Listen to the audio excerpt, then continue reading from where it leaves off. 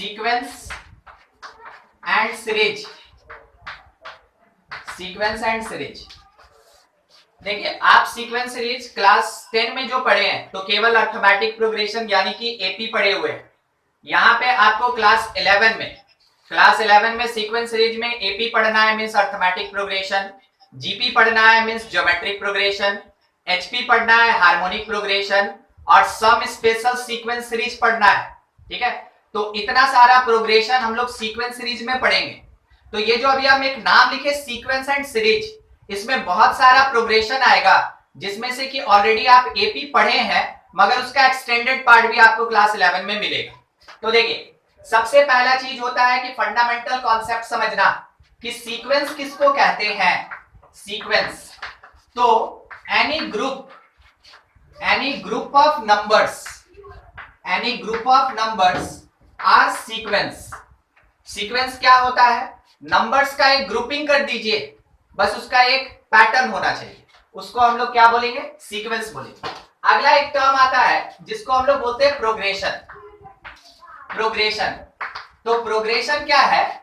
If nth term, ध्यान रखिएगा nth term का मतलब क्या होता है? General term. If nth term या general term can be defined of sequence then it is progression। उस समय इसको प्रोग्रेशन कहते हैं। ठीक है, तो क्या हर एक सीक्वेंस प्रोग्रेशन होता है? नहीं।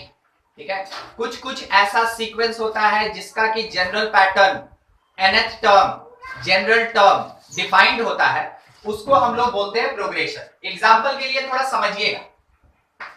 मान लीजिए जैसे ये लिखा 1 2 4 7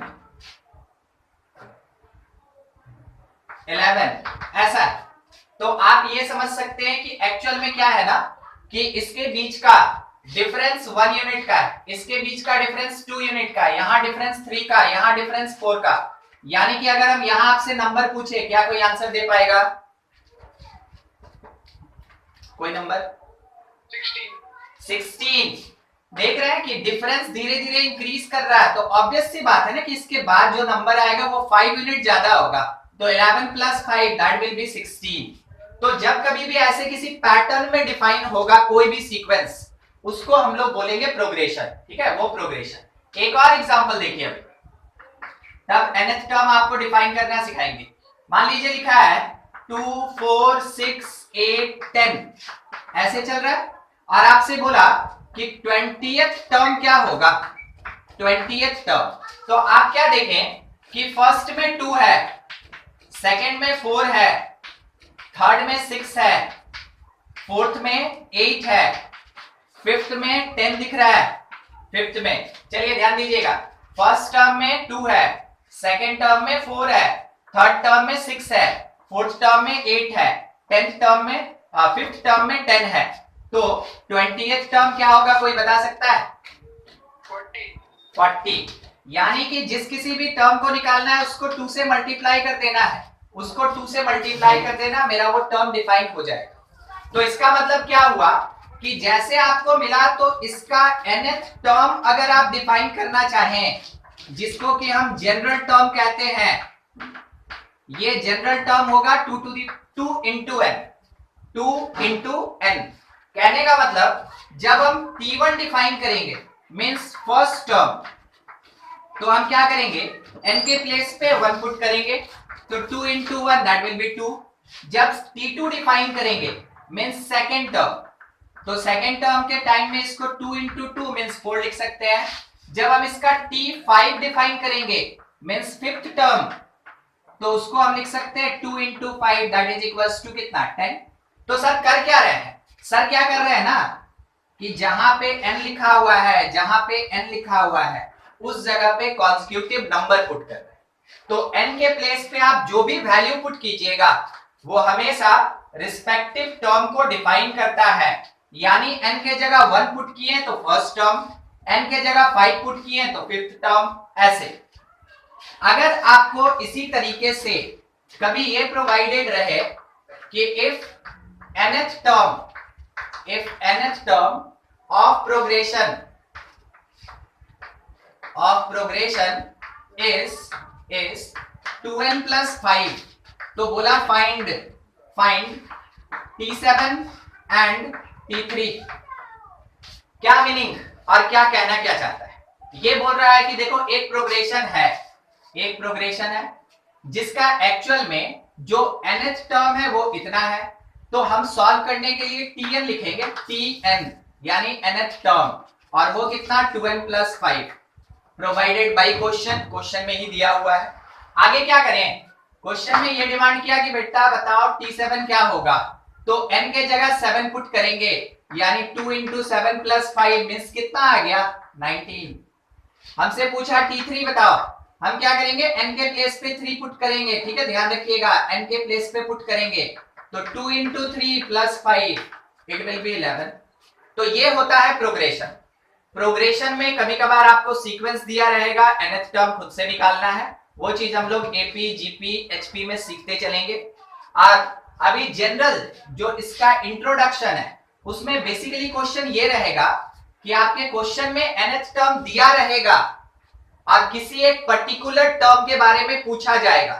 तो अगर nth टर्म दे दिया, अगर nth टर्म मेरे पास गिवन है, तो किसी भी पर्टिकुलर टर्म को कैलकुलेट करने के लिए बस n के प्लेस पे उस टर्म को पुट कर देना है, ठीक है। चलिए आपके लिए क्वेश्चन है, if nth term of progression is 3n square minus 2, find T3 and T5। Answer दीजिए खुद से सॉल्व करके, नोट कर लीजिए और खुद से सॉल्व करके बताइए कि T3 क्या होगा और T5 क्या होगा। T3 आएगा 25, 3 यहाँ पुट किए, 9 3 टाइम में 27 माइनस 2 25, और 5 यहाँ पे पुट किए मींस 3 into 5 का स्क्वायर माइनस 2, 75 माइनस 2 कितना होता है 73। बहुत ठीक है, चलिए नोट करेंगे, कहीं किसी को कोई डाउट है तो पूछ लेंगे। सीक्वेंस में ही एक थोड़ा सा पर्टिकुलर टाइप का सीक्वेंस होता है कॉल्ड फाइबोनक्की सीक्वेंस, ठीक है, नाम है फाइबोनक्की सीक्वेंस। एक्चुअल में इसका यूज कहां पे होता है वो बता दें आपको। शेयर मार्केट जानते हैं? नहीं, शेयर मार्केट में जो प्रेडिक्शन होता है ना, शेयर मार्केट में जो प्रेडिक्शन होता है कि कोई भी एक शेयर अगले दिन कितना उठेगा, कहां तक जाएगा, कितना गिरेगा, कहां तक जाएगा, एक्चुअल में वो प्रेडिक्शन फाइबोनक्की सीक्वेंस से होता है। तो फाइबोनक्की सीक्वेंस एक्चुअल में स्टैटिस्टिक्स का बहुत हायर लेवल का पार्ट है। आपको क्लास 11 में क्या करना है, बस इसका इंट्रोडक्शन लेना है कि फाइबोनक्की सीक्वेंस कहते किसको है, बस छोटा सा इंट्रोडक्शन और कुछ नहीं, जो कि इसके नाम को समझाता है और कुछ नहीं। तो देखिए फाइबोनक्की सीक्वेंस है क्या, ये आपको गिवन रहेगा, देखिए कैसे गिवन रहेगा, an that is equals to an minus 1 plus an plus 1, ठीक है, ऐसा दिया है, an that is equals to an minus 1 plus an plus 1 such that a1 is equals to 2। ये आपको दिया है कि a1 जो है वो एक्चुअल में 2 है, और ये भी दिया है कि a2 जो है वो 3 है। ये आपके क्वेश्चन में गिवन है कि a1 और a2 क्या है 2 और 3, ये गिवन है, ये पूरा गिवन है। अब आपसे डिमांड किया गया फाइंड a5 a6, बस ये दो चीज हमसे ये डिमांड किया गया कि आप इसको कैलकुलेट कीजिए। तो देखिए ये वाला जो अरेंजमेंट है किसके किसके बीच में, nth term, n minus 1th term, n plus 1th term, इन तीन टर्म के बीच में an का मतलब भी होता है nth टर्म और tn का मतलब भी होता है nth टर्म। tn लिखा रहे या an लिखा रहे, दोनों का मतलब होता है nth टर्म। अगर लिख दिया an minus 1 means n minus 1th term, just board sign कर रहा है, ठीक है, थोड़ा कंप्रोमाइज कीजिए, अब उसके लिए हम कुछ नहीं कर सकेंगे, ठीक है। an plus 1 that is equals to n plus 1th term, n plus 1th term. तो देखिए अगर कभी सफिक्स में n लिखा तो उसको बोलेंगे nth टर्म, n माइनस 1 लिखा है सफिक्स में यानी n से जस्ट पहले, और n प्लस 1 लिखा है सफिक्स में यानी n के जस्ट बाद, मीन्स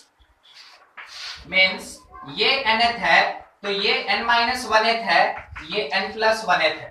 हमेशा सीक्वेंस को ऐसे ही समझिएगा, nth से पहले nth के बाद, ठीक है, ये एग्जिस्ट कर रहा है। अब जो कैलकुलेशन करने के लिए बोला गया है थोड़ा उस पे हम लोग देख ले कि एक्चुअल में निकालेंगे कैसे। जब भी ऐसा दिया रहे ना तो आप डिफाइन कर लें कुछ भी तो an प्लस 1 निकलेगा। कुछ भी अगर दिया है आप किसके लिए अरेंज करेंगे, an प्लस 1 के लिए अरेंज करेंगे। तो an plus 1 is equals to, इसको लेफ्ट भेज के सोचिए क्या ये सही है, कंफर्म कीजिए हाँ कि ना, चेक कीजिए ना भाई, यहां से चेक कीजिए सही है कि नहीं, चेक कीजिए। चलिए देखिए क्या पूछ क्या रहे थे ना कि गिवन मेरे पास जो भी रहेगा हम उसको अरेंज कैसे करेंगे। हमेशा आपको अरेंज करना है an प्लस 1 के लिए यानी n प्लस 1th टर्म के लिए। क्वेश्चन में चाहे किसी भी तरीके से क्वेश्चन प्रोवाइड किया हुआ हो, हमको क्या करना है कि an प्लस 1 को डिफाइन करना है, वो an और an माइनस 1 में कुछ इस तरीके से डिफाइन होगा। उसके बाद आप हमेशा इसके बारे में सोचिए, कभी भी कोई टर्म जीरो नहीं हो सकता है, कोई टर्म जीरो नहीं हो सकता, मीनिंग क्या है वो सुन लीजिए, कभी भी जीरोथ टर्म एग्जिस्ट नहीं करता है। मेरे कहने का मीनिंग ये था, कभी भी जीरोथ टर्म एग्जिस्ट नहीं करता है, टर्म एग्जिस्ट करता है नेचुरल वे में, यानी first term, second term, third term, fourth term ऐसे एग्जिस्ट करता है। तो कभी भी ए नॉट एग्जिस्ट नहीं करेगा, मीन्स n का वैल्यू जो भी लेके चलेंगे कम से कम 2 लेना चाहिए, n का वैल्यू कम से कम 2 लेना चाहिए। तो put n is equals to 2, तो जैसे हम n की जगह 2 पुट करेंगे, a3 is equals to a2 minus a1। आपके क्वेश्चन में a1 और a2 तो प्रोवाइडेड है, आप इसको पुट कर लें तो a3 का वैल्यू आपके पास आ गया 3 माइनस 2 मीन्स 1। उसके बाद नेक्स्ट a4 कैलकुलेट करते हैं, a4। तो a4 अगर कैलकुलेट करना है मतलब n के जगह क्या पुट करेंगे, बोलिए बोलिए, 3 पुट करेंगे, 3 n के प्लेस पे 3, तो ये हो गया a3 माइनस, ठीक है, यहाँ पे 3 माइनस 1 2, ऑलरेडी मेरे पास a3 का वैल्यूएशन है 1 और a2 का वैल्यूएशन मेरे क्वेश्चन में दिया हुआ है 3, पुट किया जाएगा, वैल्यू आया -2। अब अगला a5, तो यहां पे देखिए अब क्या चल रहा है 4 3 2, तो ये 5 4 3, a4 का वैल्यू ऑलरेडी है -2 और a3 का वैल्यू हम लोग कैलकुलेट करके रखे हैं 1, कुल मिला के ये कितना आ गया -3, ठीक है, -3। आगे और चलते हैं a6, तो यहाँ पे 6 a5 माइनस a4 के इक्वल होगा, a5 माइनस a4 के इक्वल होगा।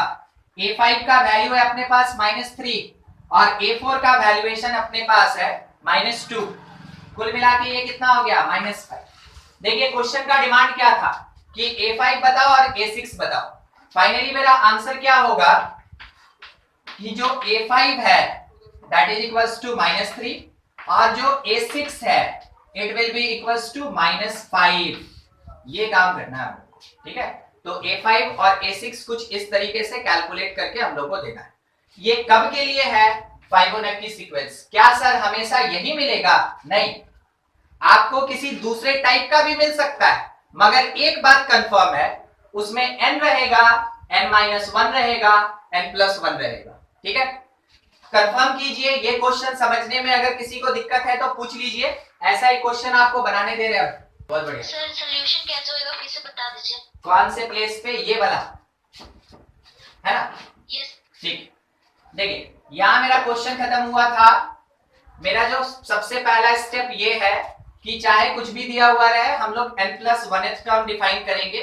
तो यहां से अरेंज करके an-1 मिल गया। पहली बार में क्या किए, n के प्लेस पे 2 पुट किए तो कैलकुलेशन हुआ और जिससे वैल्यू किसका निकल गया, a3 का। उसके बाद n के प्लेस पे 3 पुट किए तो कैलकुलेट करके वैल्यू किसका आया, A4 का। फिर n के प्लेस पे हम लोग 4 पुट किए और वैल्यू किसका निकल गया, A5 का। उसके बाद n के प्लेस पे हम लोग 5 पुट किए और वैल्यू कैलकुलेट हो गया A6 का। कहने का मतलब क्या है कि आप सीक्वेंस में चलेंगे, an plus 1 equals to an minus an minus 1, तो n के प्लेस पे आप कभी 2 पुट करेंगे, 3 4 5। तो सर कैसे पता चले कि क्या पुट करें, आपके क्वेश्चन में A1 तो दिया, आपके क्वेश्चन में A2 दिया हुआ है, तो ऑब्वियस सी बात है अगर आपको कैलकुलेट करना है तो आप A3 से ना कैलकुलेट कीजिएगा। तो A3 कैलकुलेशन के लिए n के प्लेस पे आप 2 पुट करेंगे। अभी क्लियर हुआ क्या जो पूछे थे? ठीक है, और किसी को कोई डाउट है तो पूछ ले।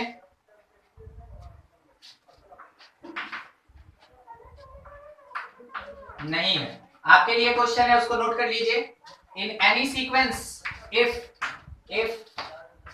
an minus 1 is equals to an plus 1 minus 2an, find A4 A6 A7 if A1 is equals to 1 और A2 is equals to 2, ये गिवन है, ये पूरा क्वेश्चन है। चलिए सॉल्यूशन निकालिए इसका और फाइंड करके वैल्यू दीजिए A4 का, A6 का, A7 का। ठीक है, बिल्कुल इस तरीके से बनाना, ट्राई कीजिए। देखिए ज्यादा टेंशन लेके मत बनाइएगा, नहीं तो नहीं बनेगा, एकदम लाइटली। सर क्या किए, तो क्वेश्चन से एक अरेंजमेंट किए, उसके बाद क्या किए, तो उसके आगे का वैल्यूएशन आपको भी यहीं से स्टार्ट करना पड़ेगा, बिल्कुल। फिर A3 निकालेंगे, A4 निकालेंगे, A5 A6, बाद में A7, ऐसे। A4 12 आया, ठीक है। चलिए एक आंसर मिला हमको A4 12, और किसी का? ठीक है, अब कैलकुलेट करते हैं। जिसको अगर दिक्कत हुआ, आप लोग पूछने में पता नहीं क्यों शर्माते हैं, मगर ऐसा नहीं करना चाहिए। मैथमेटिक्स ऐसा चीज है कि क्वेश्चन से ही क्वेश्चन कैसे बनता है ये सीखना पड़ता है। तो अगर आपको कहीं भी डाउट होगा जरूर पूछेंगे, उसके लिए आप कभी भी हिचकिचाए नहीं। पहला अरेंजमेंट an प्लस 1 के लिए, इसको भेज दिए इधर, तो क्या लिख सकते हैं 2n प्लस an माइनस 1। हम आपको बोले थे सबसे पहले आपको यही काम करना चाहिए। उसके बाद 2 तक क्योंकि हो गया है तो पुट करेंगे n के प्लेस पे 2, पुट के प्ले करेंगे n के प्लेस पे 2, ये आएगा A3 that is equals to 2A2 और उसके साथ प्लस A1। अब यहाँ पे मेरे पास A2 का वैल्यू क्वेश्चन में दिया है, A1 भी दिया हुआ है, पुट करेंगे plus 1 that is equals to 5, ये मिल गया। अगला ये था मेरे पास A3 n2 पुट करने पे, अब पुट करेंगे n इज इक्वल्स टू 3, तो निकलेगा A4 and that will be equals to 2A3 plus A2। बोलिए इसमें किसी को दिक्कत है क्या समझने में कि ये कैसे लिख रही है सर? No sir. ठीक, तो आगे फिर अगर किसी को भी दिक्कत होगा ना, देखिए दूसरे से मतलब नहीं है, आपको नहीं समझ में आया तो आप अपना पूछ लीजिएगा, ठीक है। यहाँ पे बता दीजिए सर फिर से एक बार, हाँ ठीक है, ये सही है।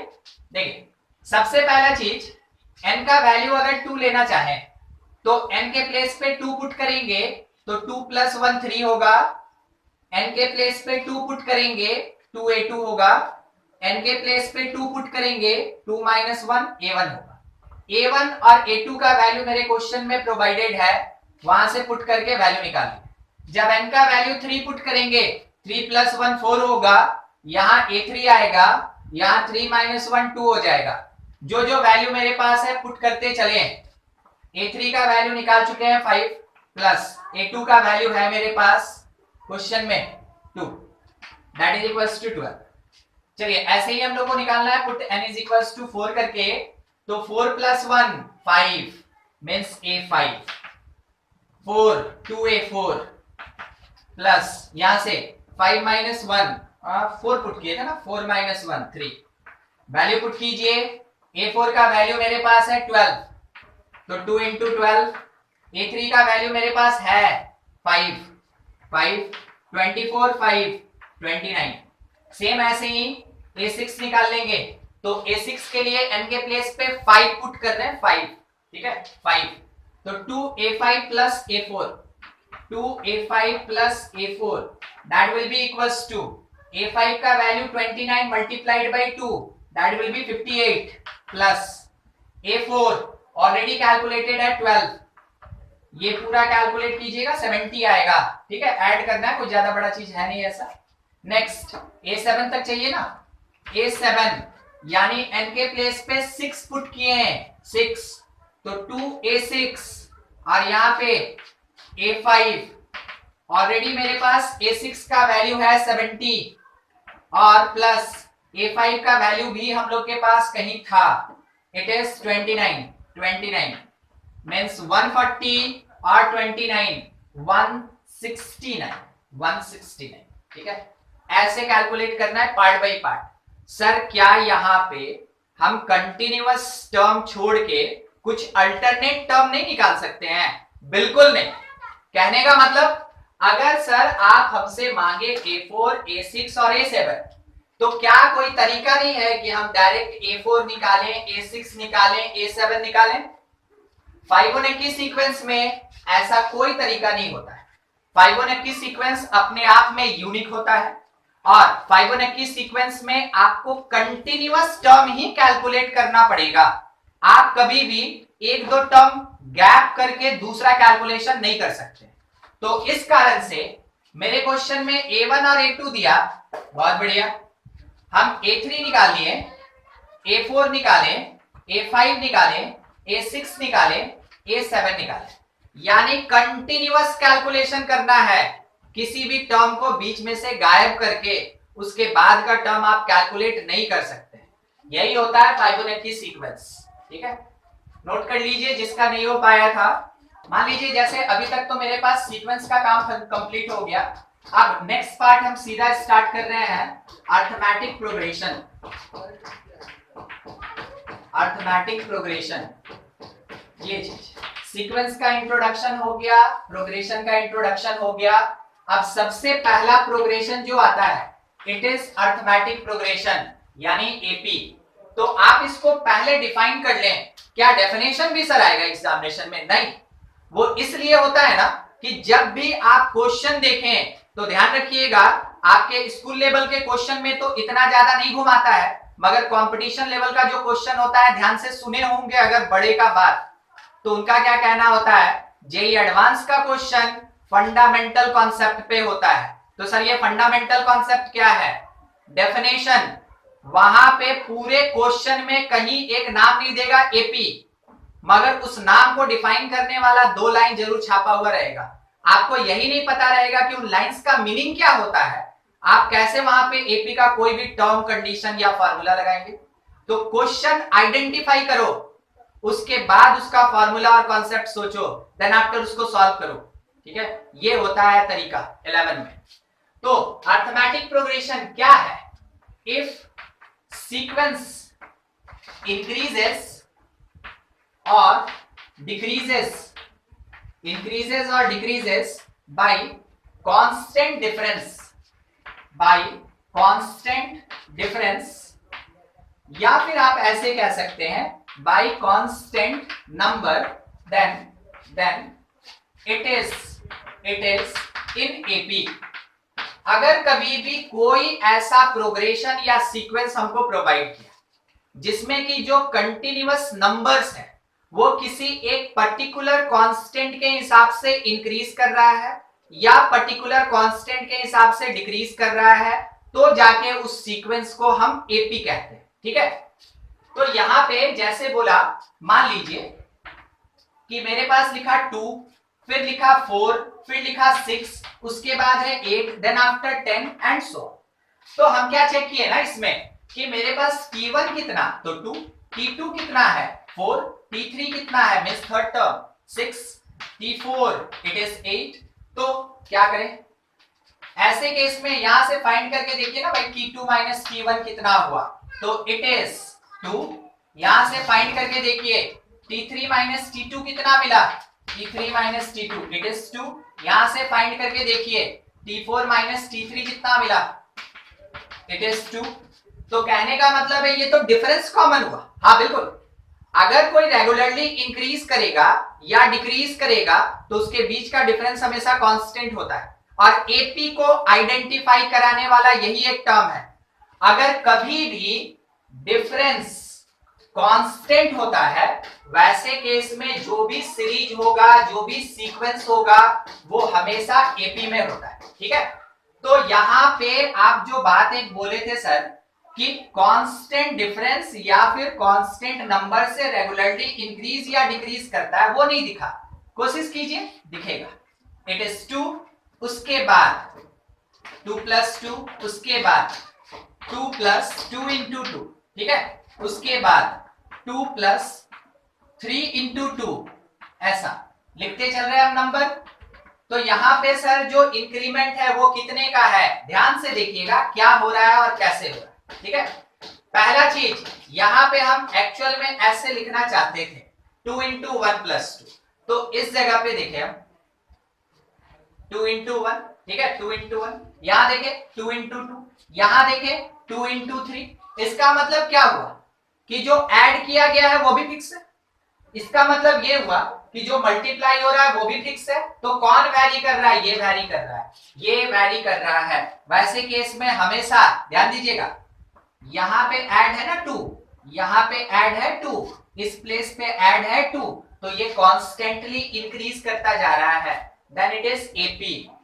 आपसे क्वेश्चन ये पूछेगा सो दैट या check so that given series is in AP, ठीक है, ये आपको शो करना है। तो सर कैसे शो करें गिवन सीरीज एपी में है, डिफरेंस दिखा दो, कॉन्सेक्यूटिव टर्म के बीच का डिफरेंस दिखा दो कि हाँ वो कांस्टेंट बना हुआ है।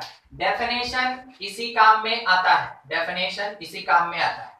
तो इसका मतलब ये हुआ इफ वी हैव टू, हम थोड़ा लिख दे रहे हैं ताकि आप पढ़ेंगे तो आपको समझ में भी आएगा बाद में। If we have to prove that given series is in AP, we have to find constant या फिर कॉमन डिफरेंस, ठीक है। तो हमको ये चीज करके दिखाना है। अब मेरे क्वेश्चन में दिया क्या था, ध्यान रखिएगा, ये आपके क्वेश्चन में ये गिवन है। गिवन क्या है उस बात को थोड़ा देख ले हम लोग। लिखा है a + d, a + 2d, a + 3d, a + 4d and so ऐसे। तो हम क्या करें, कंटिन्यूअस टर्म के बीच के डिफरेंस निकाल दिए ना, t2 - t1, कोई बताएगा कितना आएगा, it is t1, it is t2, d, क्या t3 - t2 भी d दे रहा है, ठीक है, क्या t4 - t3 भी d दे रहा है, बिल्कुल। तो हम लोग ये कह सकते हैं ना कि कंटिन्यूअस टर्म का, कॉन्सेक्यूटिव टर्म का जो डिफरेंस है वो सेम है, वो कांस्टेंट है। इस कारण से ये जो सीरीज दिया गया ये एपी है। एक्चुअल में जो हम लास्ट में लिखे हैं वो अपने पास जनरल एपी होता है, जनरल एपी, ठीक है, जनरल एपी। अब देखिए अगला टर्म, बताइएगा एपी है कि नहीं है, ठीक है, सोच के थोड़ा बताइएगा एपी है कि नहीं। A1 स्क्रीन ब्लर आ रहा है। अच्छा ठीक है, देखते हैं थोड़ी देर में, अगर क्लियर नहीं होता है तो फिर हम कुछ करते हैं, ठीक है, थोड़ा सुनिएगा, तब तक हम पढ़ भी रहे हैं। A1 उसके साथ में A1 + K, उसके साथ में A2 + K, उसके साथ में A3 + K and so on. बोलिए एपी है कि नहीं है, क्या क्लियर हुआ। T1 के जगह पे A1 लिख सकते हैं, T2 के प्लेस पे A1 + K लिख सकते हैं, T3 के प्लेस A2 + K लिख सकते हैं, जिसको A2 के जगह A1 + K और उसके साथ +K लिख सकते हैं। T4 ये है T4, यानी A3 + K, तो A3 के प्लेस पे A2 + K लिख सकते हैं, +K, और A2 के प्लेस पे A1 + K लिख सकते हैं। तो A1 + K, उसमें +K, और फाइनली एक और प्लस के। ठीक है, सारा चीज हम लिख दिया। अब थोड़ा चेक करके हमको बताइएगा T2 माइनस T1, बोलिए क्या दिख रहा है आपको? T2 माइनस T1 कोई भी? के ठीक है, यहाँ T2 minus T1, A1 cancel, के बच गया मेरे पास। T3 माइनस T2 हम लिख रहे हैं T3 मीन्स ये पूरा टर्म A1 प्लस के, it is T3 minus T2, और T2 का मतलब हुआ A1 प्लस के। अब यहां से आपको A1 कैंसिल होता दिखा, एक K कैंसिल होता दिखा, फाइनली K मिला। थोड़ा ध्यान रखिएगा क्या मिला है। फिर T4 माइनस T3 किए तो T4 मीन्स A1 प्लस 3 बार के, A1 प्लस के, आप 3 के लिख सकते हैं, कोई दिक्कत नहीं। और माइनस T3, अरे भाई T3 कितना था?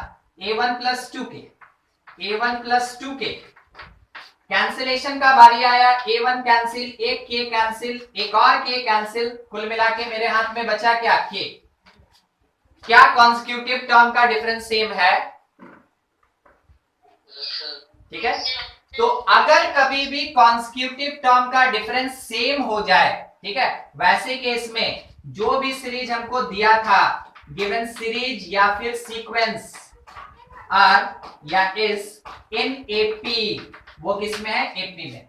सबसे फंडामेंटल क्वेश्चन, सबसे बेसिक क्वेश्चन कि अगर कोई एक सीरीज दिया तो चेक करके बताओ, शो करके बताओ वाकई में वो एपी है कि नहीं। तो उसके लिए आपको डेफिनेशन के अकॉर्डिंग जाना है कि कॉन्सिक्यूटिव टर्म का डिफरेंस हमको दिखाना है कि वो कांस्टेंट है, वो फिक्स है, तभी हम प्रूव कर सकते हैं कि वो एक टाइप का एपी। ठीक है, नोट कीजिए, कुछ भी डाउट है तो पूछ लें, बोलिए। यस सर, एक बार समझा दीजिए। कौन सा side? Sir right side. Right side में, ठीक है, थोड़ा देख लें। ये तो दिक्कत नहीं है ना कि T1 मेरा A1 कैसे है, और T2 और T3 और T4? सर T3 T4 वही सर। T3 और T4 यहाँ जो लिखे हैं, है ना? Yes sir. ठीक, यस सर। देखिए ये T3 है मेरे पास, ये T3 है, हम इसको लिख दिए। अब ऑलरेडी पता, हम आपको पहले कहीं बताए होंगे, हम शायद उसको मिटा दिए, याद कीजिएगा। हम ये बात बोले थे A2 रहे या T2 रहे, मतलब होता है सेकेंड टर्म कंफर्म सही। Yes sir. हाँ, A2 या T2 रिस्पॉन्स करना है ना, तब ना हमको समझ में आएगा हाँ आ रहा है कि नहीं आ रहा है। ठीक है, तो A2 और T2 दोनों का मतलब क्या हो गया? Second term. ठीक है, अगर हम यहाँ पे A2 देखें, A2 का मतलब वो T2 के बराबर है, और T2 का वैल्यू कितना? A1 प्लस के, तो A2 के प्लेस पे A1 प्लस के पुट कर दिए, और A2 में प्लस के था तो A1 प्लस के में भी एक के ऐड किए, ये वाला ये के। क्या ये क्लियर है? T3 साइड क्लियर है? Yes sir. हाँ ठीक, चलिए अगला देखते हैं। अगला T4 का मतलब क्या हो गया? यहां लिखा है A3 प्लस के, लिख दिए A3 प्लस के, A3 मतलब T3, तो T3 के जगह पे क्या लिख सकते हैं हम? T3 के प्लेस पे A2 प्लस के लिख सकते हैं, लिख दिए हैं A2 प्लस के, और A2 प्लस के की जगह हम क्या लिख सकते हैं? A1 प्लस के, तो लिख दिए हम इसको A1 प्लस के। यहां तक मेरा ये टर्म है, ये टर्म। ठीक है, क्या T4 क्लियर हुआ? सही, यस सर। ठीक है, और कहीं कोई दिक्कत?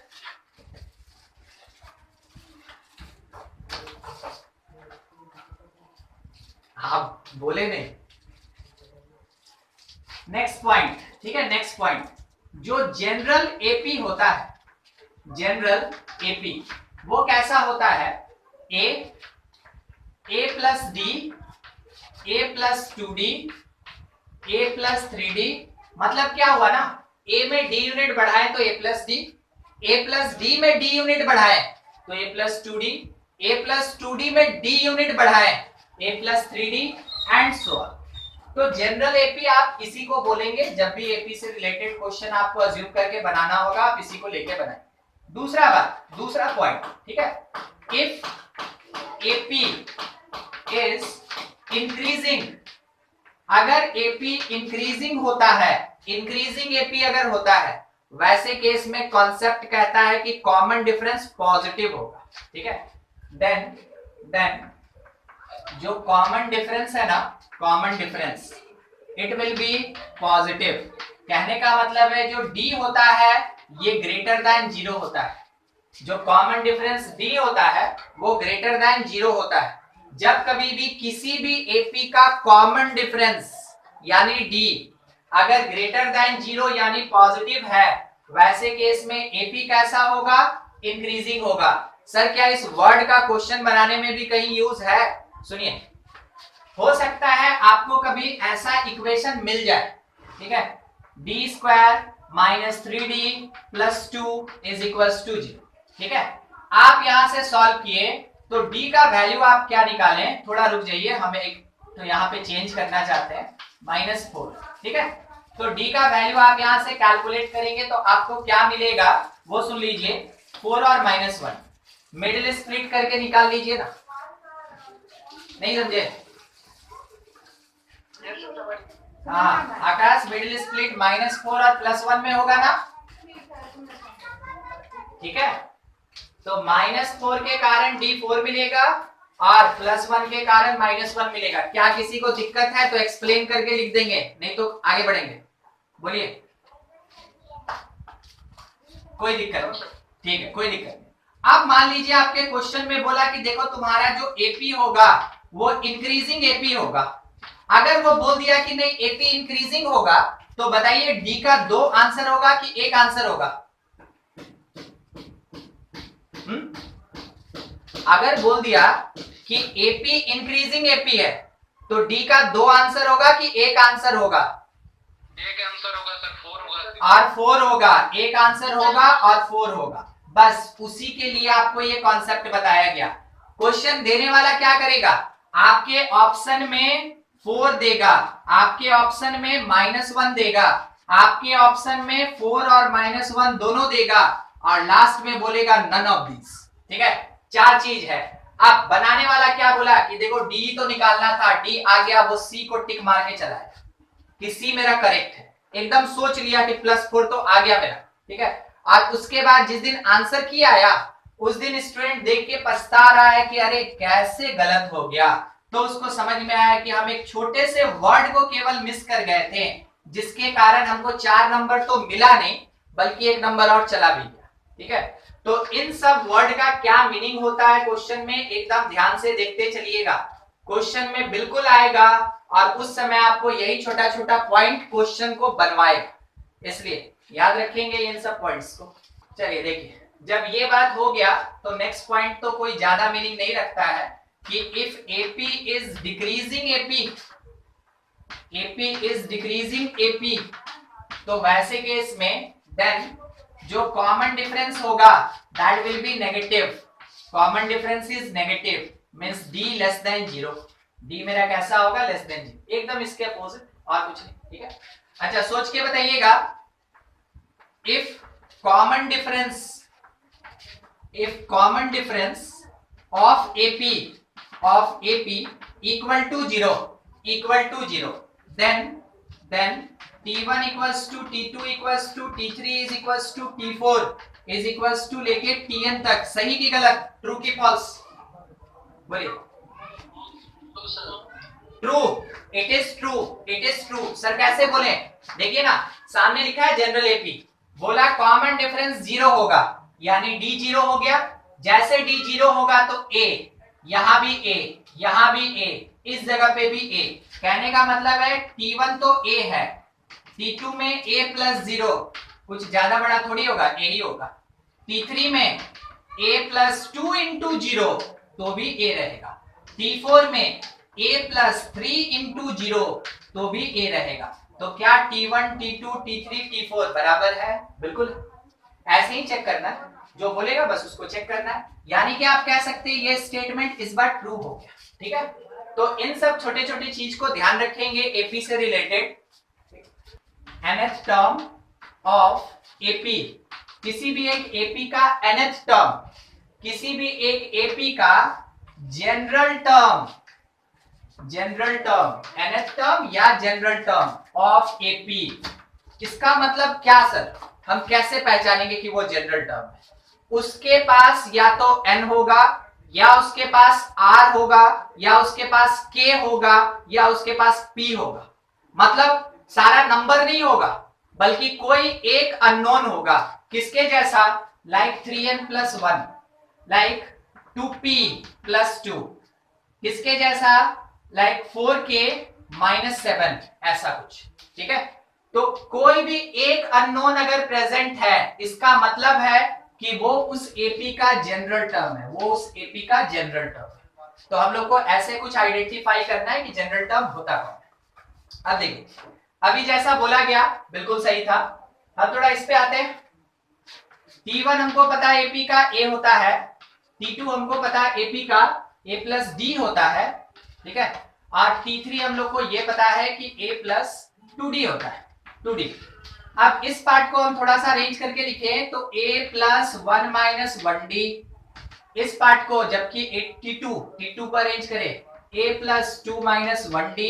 T2 में 2 का यूज हुआ या T3 a plus 3 minus 1d। बिल्कुल इसी कॉन्सेप्ट से, हम ऐसा नहीं बोल रहे नया है, आप पढ़े। ठीक है, ये बिल्कुल इसके जैसा, जिस किसी भी टर्म को कैलकुलेट कर रहे हैं यहां। तो जब हम यहां पे लिखेंगे T11, तो हम यहां पे क्या लिखेंगे? a प्लस 11 माइनस 1d लिखेंगे। तो जब हम इसमें Tn लिखेंगे, Tn 11 की जगह n, तो a plus n minus 1d, और इसी चीज को कहते हैं nth term. It is the nth term. चलिए थोड़ा लास्ट पार्ट पे हम डिस्कस कर रहे थे। nth term is linear expression of n। ठीक है, Tn जो होता है, Tn ऑफ AP, एक्चुअल में ये क्या होता है? It is a plus n minus 1d होता है। अगर हम इसको थोड़ा सॉल्व कर लें तो a प्लस nd और माइनस d होगा।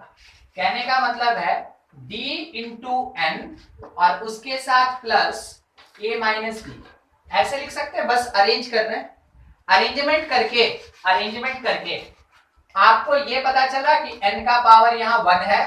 ठीक है, d मेरा कांस्टेंट है और n a माइनस डी ये भी मेरा कांस्टेंट है। तो अगर दोनों जगह पे हम कांस्टेंट पुट करें तो हम ऐसे लिख सकते हैं कि p into N plus Q.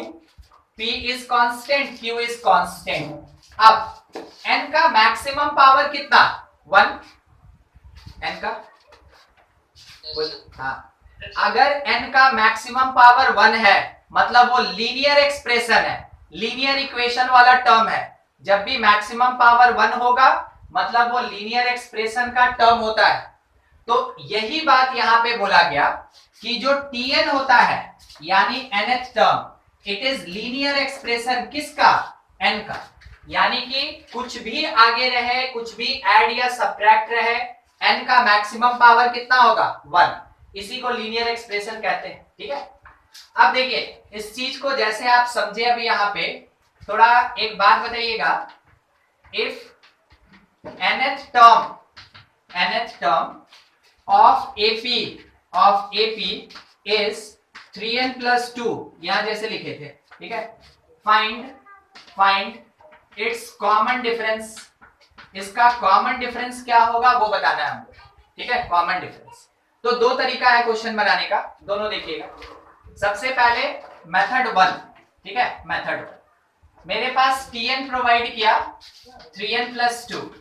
हम इससे T1 निकालेंगे n के जगह 1 पुट करके, तो वो आएगा 3 प्लस 2 मीन्स 5। फिर हम इसका T2 निकालेंगे n के जगह 2 पुट करके, तो 3 इंटू 2 प्लस 2 यानी 8, ये आ गया। बाद में कॉमन डिफरेंस निकालने के लिए हम लोग फॉर्मूला पढ़े थे T2 माइनस T1, तो 8 माइनस 5 कहने का मतलब 3, यानी कि D इज इक्वल्स टू 3 आ गया। ये मेरा आंसर। एक मेथड खत्म। ठीक है, दूसरा मेथड क्या है? दूसरा मेथड है आपकी याददाश्त पे काम करेगा। अगर आपको याद है तो आपको कुछ भी बनाने का जरूरत नहीं है। क्वेश्चन पूछा, आप सीधा आंसर दे सकते हैं। चेक कीजिएगा, लीनियर एक्सप्रेशन में n का जो मल्टीपल होता है, n का जो मल्टीप्लायर होता है, n का जो कोफिशिएंट होता है, वही कॉमन डिफरेंस होता है।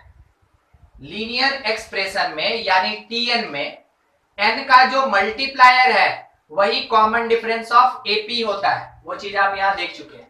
तो डायरेक्ट इस कॉन्सेप्ट से d ऑफ AP यानी common difference of AP that will be equals to, हम देखें n का मल्टीप्लायर कौन 3, सीधा आंसर। ये हुआ ऑब्जेक्टिव तरीका क्वेश्चन बनाने का, और ये है सब्जेक्टिव तरीका। आपको भी पता है सब्जेक्टिव स्कूल में बनाना है और ऑब्जेक्टिव हमको कंपटीशन में बनाना है। कंपटीशन में टाइम बचाना होता है, तो आप वहां पे इतना है ना मन लगा के बनाना मत स्टार्ट कर दीजिएगा। आपको ये चीज याद होना चाहिए, n का मल्टीप्लायर कॉमन डिफरेंस होता है, डायरेक्ट आंसर टिक करेंगे, आगे बढ़ेंगे। ठीक है, ऐसा है। चलिए, ये था मेरे पास method 2, it is M2 method 2। चलिए क्वेश्चन बताइएगा क्या दिया है।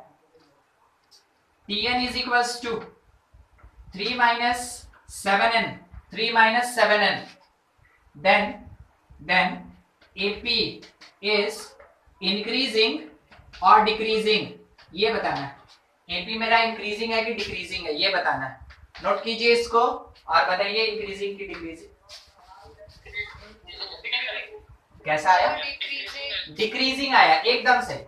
हम सबसे पहला चीज क्या किए कि जो n का मल्टीप्लायर था वहां से d फाइंड किए, तो बाय द कॉन्सेप्ट d मिला -7। फिर याद आया कि अगर d नेगेटिव होता है तो AP डिक्रीजिंग होता है, अगर d नेगेटिव होता है तो AP डिक्रीजिंग होता है, यानी AP यहाँ पे मेरा कैसा AP है, इट इज डिक्रीजिंग AP।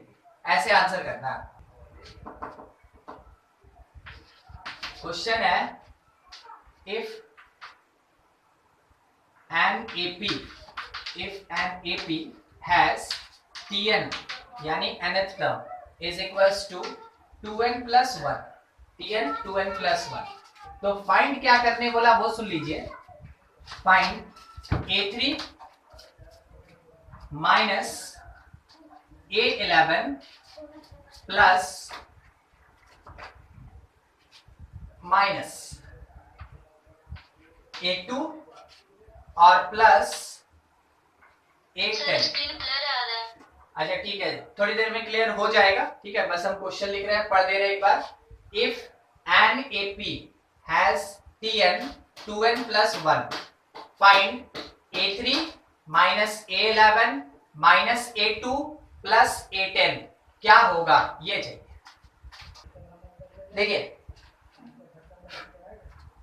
दो तरीका, एक लंबा और एक छोटा। ठीक है, दोनों बता देते हैं हम आपको ताकि किसी को कोई कंफ्यूजन ना रहे। मेथड 1, सबसे पहला मेरे पास Tn दिया कि 2n plus 1 है। हम यहां से क्या किए ना कि A3 निकाल लिए, n के जगह 3 पुट करके 7। हम यहां से A11 निकाल लिए, n के जगह 11 पुट करके। ठीक है, इट इज 23। यहां से हम A2 फाइंड कर लिए, n के जगह 2 पुट करके, यानी कि 5। और यहां से हम A10 कैलकुलेट कर लिए, n के जगह 10 पुट करके, इट इज 21। बाद में A3 minus A11 minus A2 plus A10 सबका वैल्यू पुट करते गए। A3 7 था, A11 23 था, A2 -5 हो जाएगा और A10 जो है ये प्लस 21 है, प्लस 21। चेक करें, अगर हम 7 21 28 माइनस 23 माइनस 5 28, तो लिख सकते हैं कि 28 minus 28 0। It is method number 1, answer आ गया 0। मेथड 2 क्या कहता है वो देख लीजिए। मेथड 2 ये कहता है ना कि एक बार अगर आप गौर करते हैं तो आपको 3 और 2 दिखता मींस कॉन्जिक्यूटिव टर्म, आपको 11 और 10 दिखता मींस कॉन्जिक्यूटिव टर्म।